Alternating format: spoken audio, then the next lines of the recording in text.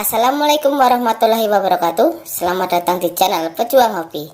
Ya, di sesi video kali ini kita akan membahas sedikit tentang pola rawatan burung murai batu, terutama murai batu yang sedang mengalami over birahi atau birahinya naik terlalu tinggi.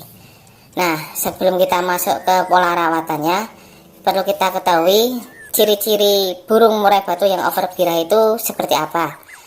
Yaitu yang pertama, bila mana murai batu kita tarungkan atau kita gantang, biasanya murai batu itu cenderung nabrak-nabrak atau ngeruji, nampar.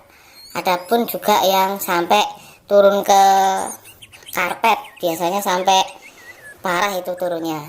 Nah, untuk yang berikutnya, ciri-ciri yang kedua yaitu burung terlihat sedikit galak bila kita mau mengganti pakan atau minumnya.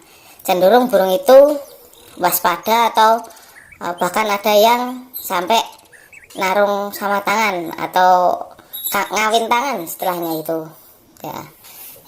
Nah, berikutnya ciri-ciri untuk murai batu yang over birahi lagi, biasanya cenderung ekornya gampang naik turun, goyang-goyang naik turun, dan sayapnya itu diturunkan ke bawah biasanya.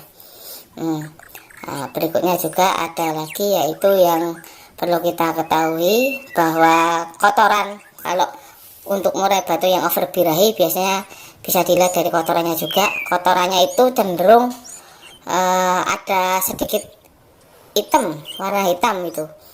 Misalkan yang hariannya kotorannya bagus, kering, kok sekarang agak sedikit basah dan ada warna hitamnya. Nah, itu biasanya cenderung birahinya agak naik itu.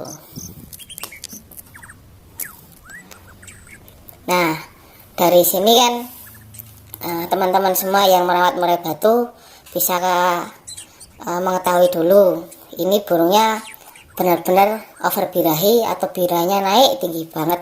Nah, itu bisa kita antisipasi, yaitu kita perlu pola rawatan yang sedikit demi sedikit dilakukan agar burung ini bisa turun birahinya, tidak over birahi.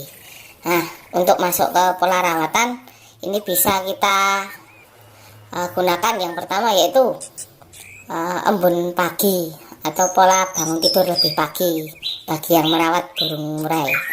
Nah, untuk embun pagi biasanya kalau dari pengalaman pribadi saya lakukan yaitu setelah sholat subuh atau jam 5 pagi itu burung kita keluarin ya, atau setengah 5 pagi itu kita keluarin dari dalam rumah, kerodong kita buka, kita angin-angin.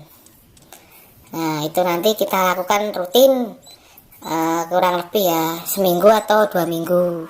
Itu untuk pola rawatan yang pertama. Nah, yang kedua, untuk jemurnya biasanya yang dijemur sampai 1 jam 2 jam kita kurangi. Bisa kita jemur misalkan setengah jam dulu maksimal. Nah, itu biar nanti birahinya turun sedikit demi sedikit, tapi badannya tetap fit gitu. Nah, ada juga yang menggunakan pola jemur sauna. Nah, di sini untuk sauna biasanya kalau saya lakukan setelah embun pagi tadi jam 7 itu sudah keluar sinar matahari, burung saya sauna jemur dengan memakai kerodong. Nah, untuk sauna sendiri hati-hati ya, jangan sampai kelamaan. Kalau bisa dicek burungnya udah kepanasan ataupun kurang lebih ya 1 jam lah kalau untuk sauna. Untuk cara sauna sendiri, kerodong itu jangan ditutup rapat semua. Jadi untuk resleting kita tutup sampai bawah, cuma dibuka sedikit, kurang lebih 10 atau 15 cm lah ada rongga di resleting. Dan untuk kancingan kerodong yang bagian atas, tali itu jangan sampai ditutup rapat. Jadi kita longgarkan selonggar mungkin agar ada udara yang masuk ke kandang. Nah, itu untuk jemur sauna ya. Berikutnya kalau birahinya masih tinggi, ada juga yang pakai pola umbaran atau dipolier. Burung itu dari setelah embun pagi masuk ke umbaran, dikasih makan juga di umbaran, mandinya juga di umbaran, jadi bebas di umbaran. Biasanya nanti burung adaptasi sendiri, birahinya mapan sendiri, tidak over birahi. Itu biasanya dilakukan dari pagi masuk, nanti ada yang sore diambil atau malam diambil, ditaruh dalam sangkar harian lagi. Nah, untuk umbaran sendiri biasanya dilakukan 4 hari atau seminggu lah, itu nanti bisa ada perubahan. Dan jika birahinya benar-benar masih parah ataupun birahinya benar-benar over, ada juga yang pakai mandi malam. Nah, mandi malam sendiri itu biasanya dilakukan pukul 7 atau 8 malam itu.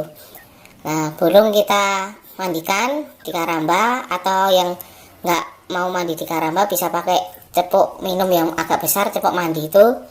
Nah, itu ada yang awalnya burung tidak mau, ada yang langsung mau mandi malam.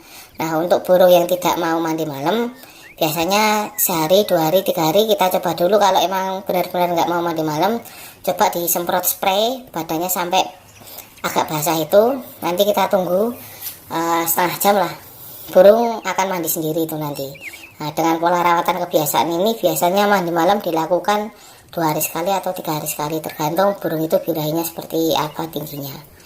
Nah, berikut tadi untuk cara-cara treatment atau treatment untuk menurunkan birahi ya.